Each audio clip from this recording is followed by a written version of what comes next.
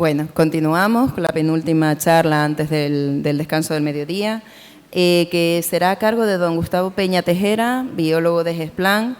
Nos expondrá el proyecto de adaptación de las medianías a la prevención de incendios y mejora de la biodiversidad. Vamos. Bueno.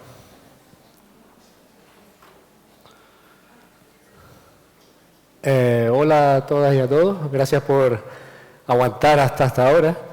El año pasado ya nos invitaron a estas jornadas para hablar sobre nuestro proyecto de adaptación de las medianías a la prevención de incendios y mejora de la biodiversidad. Por aquel entonces todavía estábamos dando los primeros pasos dentro del proyecto. Ahora ya tenemos un año más de bagaje detrás, y entonces la idea hoy sería hablar un poco de las cosas que hemos hecho hasta ahora, ¿vale? Y sí me gustaría, sobre todo en la segunda parte de la charla, centrarme un poco más en la parte de recuperación de la biodiversidad, que al fin y al cabo estamos en las jornadas de biodiversidad. El gran incendio forestal del 2023 supuso un punto de inflexión muy importante. Hasta entonces veíamos los incendios como algo que afectaba ahí arriba al monte, ¿no? Que no era algo de preocupación para la población, salvo algunos casos puntuales, pero ese gran incendio del 2023 lo que puso de manifiesto es que las medianías de la isla eran muy vulnerables, y sobre todo la población que vive en esas medianías, ante estos incendios forestales. Fíjense en ese dato de que en el 2023 26.000 personas fueron afectadas, ya sea porque fueron evacuadas o confinadas en sus casas. Las causas de que los incendios forestales ahora sean bastante más agresivos son diversas, pero en el caso de las medianías sí hay un factor fundamental, que es el abandono del medio rural. No hay más que mirar una imagen aérea del año 64, pueden mirarlo en el Grascan, hacen un recorrido por cualquier punto de las medianías de la isla, y lo que se van a encontrar en esa época es ese panorama. La inmensa mayoría, por no decir el 100% de los terrenos de cultivo se encontraban en uso. Desde ese entonces, debido a ese cambio de modelo socioeconómico que ha ocurrido en las últimas décadas, hemos ido hacia una situación como la que ven abajo en la actualidad, en la que gran parte de esos terrenos de cultivo se han ido abandonando y en su lugar han sido recolonizados por la vegetación natural. Y también vemos que ha aumentado incluso la población en zonas muy próximas al monte, que se encuentran en bastante riesgo. Claro, las plantas que recolonizan esos terrenos de cultivo abandonados, por desgracia, suelen ser también plantas que se caracterizan por tener una alta inflamabilidad. Eso significa que son plantas que prenden mucho más fácil, que arden durante más tiempo. Entonces, pues, suelen ser plantas que tienen unas características muy particulares, por ejemplo, que tienen hojas finas o con poco contenido en agua, como puede ser el pino o el brezo. También son plantas que suelen acumular gran cantidad de materia muerta sobre la misma planta o debajo de ella, como ocurre, por ejemplo, con las zarzas. O incluso plantas que tienen materiales inflamables como resinas y aceites volátiles, como podría ser, por ejemplo, el caso del pino y también del eucalipto. Entonces, en ese sentido, lo que nos interesa tener para proteger esas zonas de población de las medianías es tener plantas de baja inflamabilidad alrededor de las viviendas. Plantas como las que ven ahí, que son especies típicas de Monteverde o incluso de bosque termófilo, e incluso frutales, como pueden ser los castaños. Todo ese tipo de plantas que tienen hojas más grandes, más anchas, con mayor contenido en agua, pues son las que nos interesa tener cerca de las viviendas y no las otras especies que son más inflamables. Entonces, un objetivo principal del proyecto es lo que llamamos la creación de espacios defendibles alrededor de las viviendas, que suele consistir en hacer una serie de intervenciones en una franja que llamamos una franja de seguridad de 15 metros desde el perímetro de la vivienda. Son medidas muy sencillas, bueno, de sentido común, pero que muchas veces la gente no las tiene en cuenta, y que básicamente consiste en intervenir en la vegetación que se encuentra dentro de esa franja de seguridad, intentando mantenerla en condiciones, podándola, incluso haciendo desbroses para reducir esa carga de combustible alrededor de la vivienda y, en caso de un incendio, frenar la propagación del fuego. También en la propia vivienda se pueden tomar medidas como puede ser tener los tejados y las azoteas limpias de hojarasca o proteger las puertas y ventanas con materiales ignífugos. Y una de las principales medidas que se deberían de tener alrededor de una vivienda, de las medianías, que normalmente lo que tiene alrededor son zonas de cultivo, pues es tener esas huertas plantadas o por lo menos sin dejar que se desarrolle la vegetación espontánea. Como les decía, ya ha pasado 1 año y pico desde que empezamos el proyecto y entonces ya podemos ofrecerles algunos datos de las cosas que hemos ido haciendo hasta entonces. Nosotros, a nivel de esta medida de autoprotección, lo que hacemos es ir a los núcleos de población más vulnerables de las medianías y reunirnos con los vecinos y contarles pues, cómo deben de proteger sus viviendas frente a los incendios forestales. Hacemos charlas.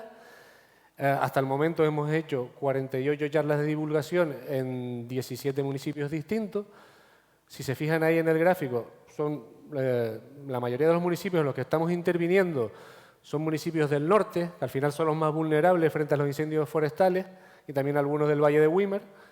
Hemos intervenido ya en 109 parcelas de 10 municipios, y bueno, la idea es en el futuro pues seguir llegando a más gente y haciendo más trabajo. Nosotros tenemos ahora mismo 2 cuadrillas que se dedican a hacer estos trabajos silvícolas de autoprotección de viviendas. La idea sería, a medida que pase el tiempo, tener más recursos humanos para llegar a más gente. Este tipo de intervenciones nosotros las hacemos como una especie de demostración para enseñarle a las personas lo que deben de hacer y luego el propietario de esa vivienda coja la inercia y siga con el mantenimiento a lo largo del tiempo.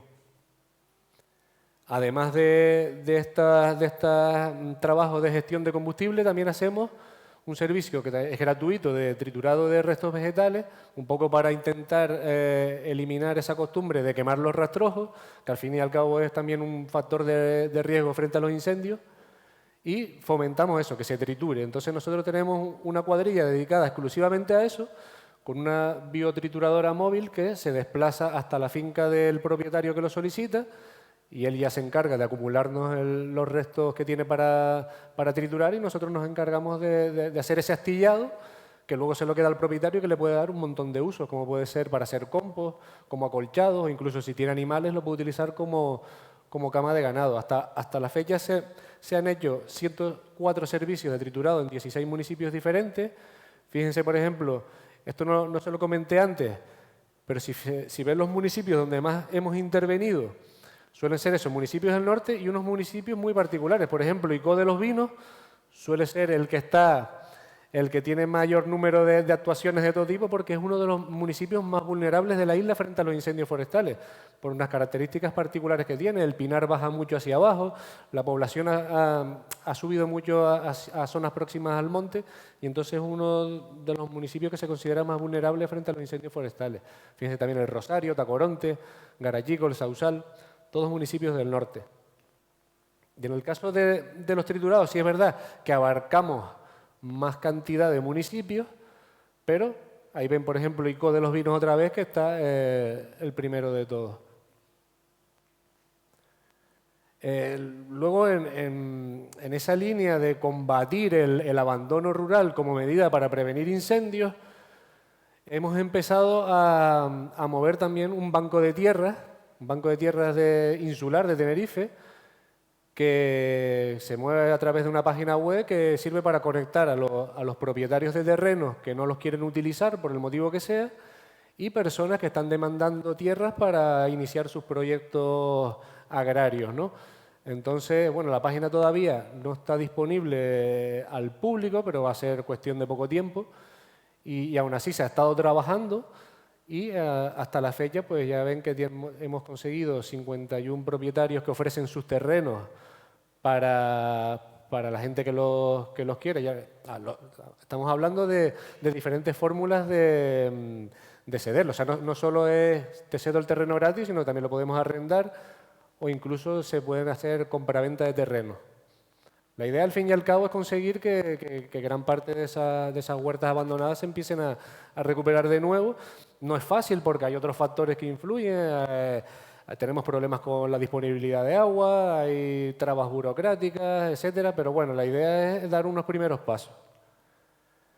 También en esa línea de recuperar los terrenos de cultivo abandonados, hemos iniciado un proyecto piloto de pastoreo en fincas para ver cómo funcionaría utilizar el ganado a la hora de prevenir incendios alrededor de los núcleos de población. Entonces, hemos ido a un núcleo bastante vulnerable, que es la Montañeta, en Garachico, que está junto al Pinar, y hicimos una prueba con la colaboración de un ganadero que fue hasta el lugar con 50 cabras. Nosotros le proporcionamos todo lo que necesitaba, un espacio para resguardarlas por la noche, y hicimos todos los trámites, el papeleo necesario con agentes de medio ambiente, con el ayuntamiento, etcétera, con veterinarios para tenerlo todo en orden.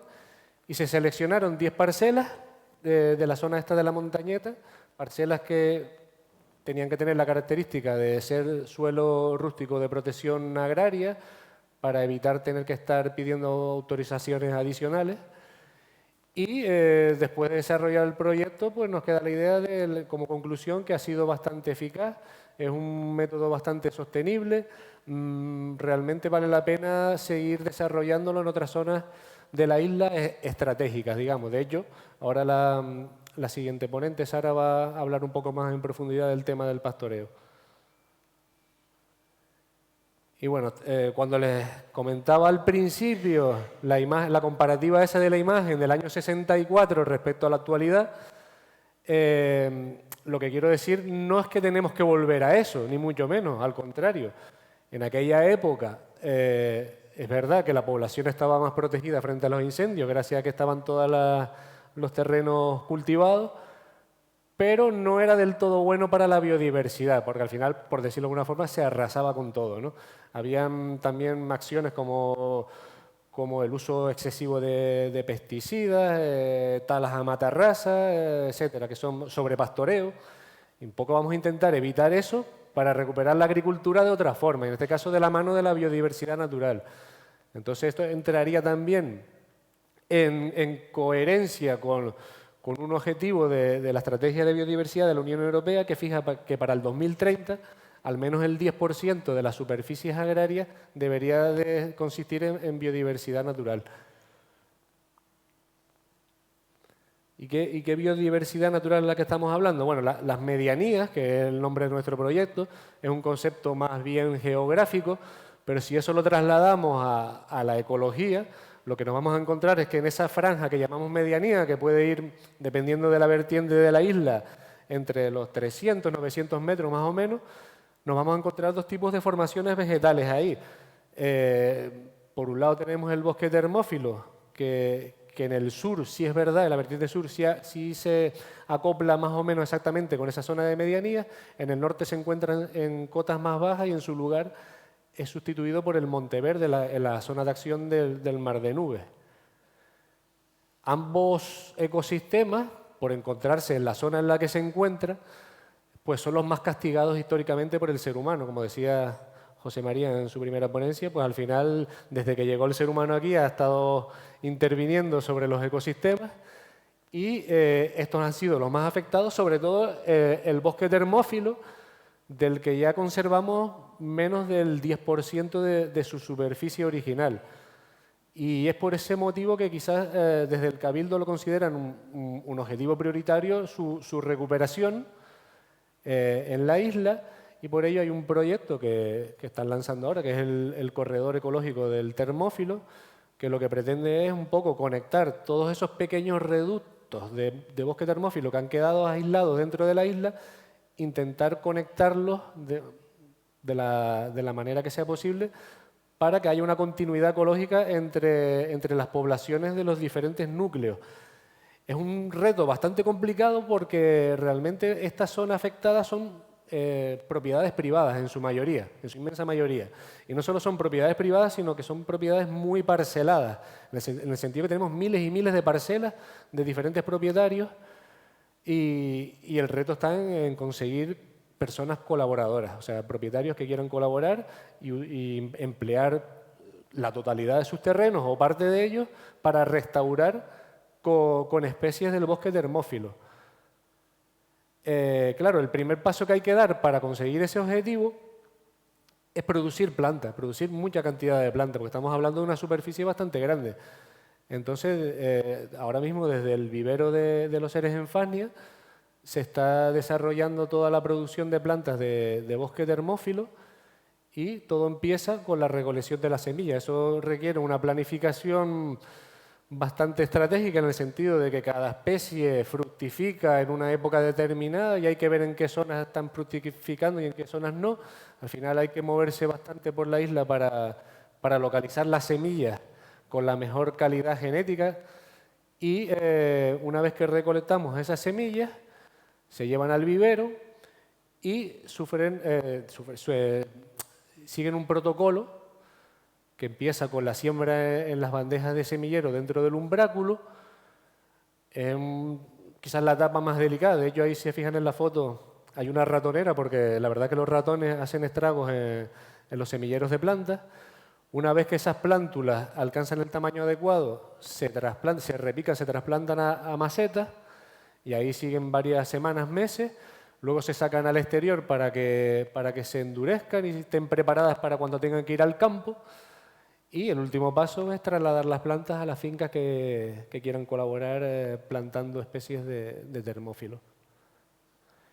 Y en esa medida de recuperar la biodiversidad en las zonas de medianía, ya el hecho de plantar flora nativa dentro de esas fincas va a beneficiar también a la fauna, en el sentido de que vamos a proporcionar frutos para las aves y los lagartos, vamos a proporcionar flores para los polinizadores, pero la fauna necesita algunos recursos más para tener su hábitat completo, y uno de ellos, muy importante, como decía antes Juan, es la instalación de bebederos, sobre todo para aves, ¿no? Bebederos que pueden ser tan simples como una bandeja, una bandeja poco profunda con agua y unas piedras para que no se ahoguen los animales. Nosotros, por ejemplo, hemos estado probando de hacer unos bebederos muy sencillos, aprovechando los materiales que se sacan en los trabajos, en las intervenciones que hacemos en las fincas, en este caso con troncos de pino. Tenemos un motosierrista que es bastante habilidoso y nos hace estos bebederos con la motosierra. Pueden ser un poco más elaborados, como los que hace Katy, que es con un recipiente con agua y un plato encima que es movida al agua con una bomba alimentada con energía solar. Incluso si tenemos tiempo y disponibilidad y de espacio, pues se puede hacer incluso estanques, que al final estamos creando un hábitat dulce acuícola. Y el otro recurso que necesita la fauna para establecerse en un lugar es el refugio. Si a la hora de plantar la flora nativa la hacemos de tal forma que creamos setos, bosquetes, eso ya está creando un hábitat para la nidificación, por ejemplo, de pequeñas aves. Pero también podemos ayudarlas con este tipo de recursos artificiales, por ejemplo, lo que son los refugios para murciélagos, que básicamente consisten en una estructura con una cavidad estrecha a la que acceden los murciélagos desde abajo y se refugian ahí en la parte superior. A nosotros se nos ocurrió, también aprovechando los materiales que generamos en las intervenciones, pues en este caso con troncos de eucalipto y el motosierrista habilidoso, hacer estos refugios que los estamos ensayando a ver cómo funcionan, pero también se pueden construir así con tablas de madera. Y al final interesa un poco atraer estas especies a las fincas también desde el punto de vista de la agricultura, porque al final son animales que son buenos controladores de polillas. Otro tipo de estructuras que podemos facilitar es estos refugios para abejas silvestres, como lo que nos hace Natalia. Aquí no voy a hablarles mucho porque ya esta tarde ella en su charla va a hablar más profundamente sobre eso, pero bueno, al final son proporcionar medidas para favorecer la presencia de fauna y de biodiversidad en general dentro de la finca. Y nada, como les decía, llevamos ya 1 año y pico con el proyecto, pero la idea es seguir, ¿no? Entonces, bueno, pues algunas de los retos que tenemos para lo sucesivo es seguir apoyando a los residentes de la medianía en la creación de esas franjas de seguridad alrededor de sus viviendas. Lo que queremos es que se convierta en algo cotidiano, en que pasemos de una mentalidad que había antes en la que la gente ni se preocupaba de eso, a que lo interioricen y sepan que deben de hacer todo lo posible para gestionar esa franja de seguridad alrededor de sus casas. Por otro lado, queremos seguir fomentando y apoyando el servicio de triturado, porque es una forma de evitar la quema y porque es un recurso muy solicitado por los propietarios de fincas. Ahora mismo tenemos una cuadrilla destinada a eso, pero también tenemos una lista de espera muy grande. Pues la idea es un poco ir mejorando esa cobertura operativa. También queremos seguir dinamizando el banco de tierras, que ya les digo que en breve va a salir ya publicado la página web para que cualquiera ya pueda usarlo y consolidar la idea de utilizar el pastoreo en zonas estratégicas. Y por último, en esto último que les hablaba de la biodiversidad, pues colaborar con ese otro proyecto del Cabildo para crear el corredor de termófilo, consiguiendo muchos propietarios interesados en reforestar sus fincas privadas y siguiendo con la producción de plantas en el vivero y proporcionando recursos para la fauna. Y nada, al final lo que nos enseñó el incendio de 2023 es que proteger vidas y reactivar el medio rural y conservar la biodiversidad son todo un mismo reto. Y bueno, si quieren, ahora tienen un turno de preguntas, pero si quieren más información, ahí tienen un correo electrónico y un número de teléfono para contactar con nosotros, o incluso si ustedes tienen una finca en la zona de medianías y quieren participar también en la mejora de su biodiversidad, pues ahí tienen los datos de contacto. Muchas gracias.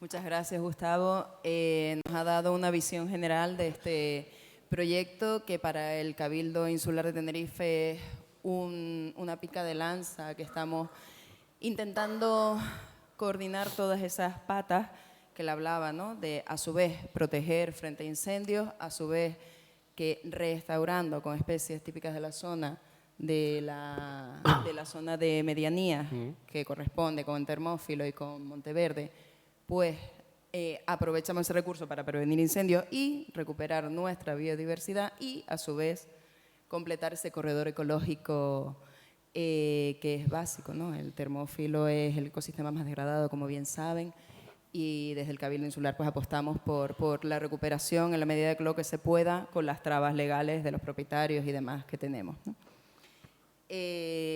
A ver, dos preguntitas. Preguntan, ¿cómo han evaluado la vegetación actual existente en las zonas pastoreadas?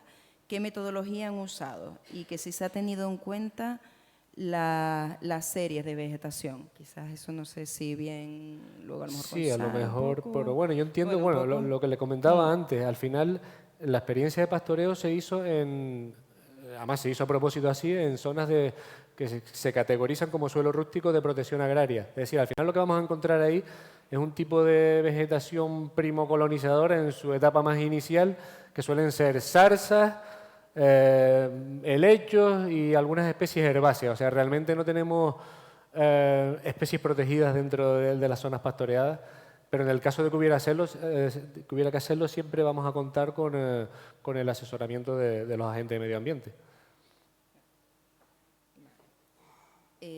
Otra pregunta, que estamos produciendo una gran cantidad de plantas y que si ya tenemos establecidos los lugares de repoblación. Y una segunda pregunta, ¿se asegura la custodia de estos lugares a largo plazo?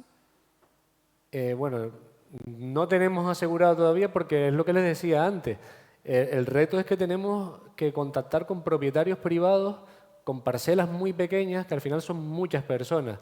Y lo que necesitamos es, en ese sentido, participación ciudadana, es decir, que la gente voluntariamente se ponga en contacto con nosotros. Nosotros también informamos en las charlas divulgativas que hacemos. Pero ahora mismo también va a salir la página web de Tenerife Biodiversa, que también va a ser otra forma de que la gente pueda llegar hasta nosotros y conocer las cosas que hacemos. Pues la idea es llegar a muchísimos propietarios de las zonas de medianía que quieran, digamos, introducir en sus fincas agrícolas, aunque sea ese 10% que dice la Unión Europea de biodiversidad natural. Entonces nosotros ya estamos produciendo las plantas, pero ahora necesitamos que la gente colabore con nosotros.